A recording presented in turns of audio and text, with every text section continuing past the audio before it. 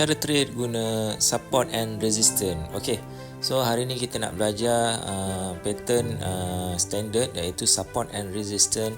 So dekat sini tengok dekat Australian dollar JPY ni ada 2 point puncak 2 point puncak.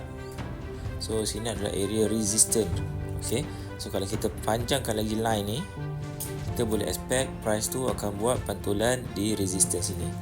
Okay, so bila price tu cecah area sini, korang boleh start layer dan tengok korang punya support level dekat dua puncak sini. Lower low. So dia buat satu lagi lower low, dia ada 3. So kalau korang nak trade guna support and resistance ni, korang kena cari wave ketiga. Okay, jangan lupa cari wave ketiga. So ni adalah wave pertama, satu. Okay, ini adalah wave kedua, dia turun lagi. Okay, dan dia buat satu retracement. So ni wave kedua. So entry korang adalah untuk wave ketiga. So wave ketiga ni selalunya dia akan ada high chance untuk turun lagi. So kita extend dia punya support kat sini. So kita boleh expect price tu akan sampai dekat level ni.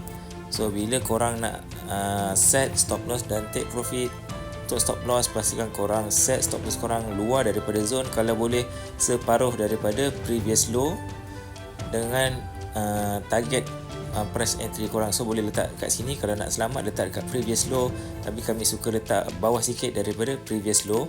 Dan take profit korang kalau boleh letak dekat area sebelum price yang korang expect lah. So kalau dalam kes ni korang expect price akan terus hingga sini, tapi korang set take profit lebih kurang level sini sahaja. Okay, so setup ni setup yang mudah, simple dan mudah faham. Dan pastikan korang cuba cari wave ketiga sahaja. So wave kedua adalah confirmation. Wave ketiga selalunya dia akan boleh ada high chance untuk junam semula lah.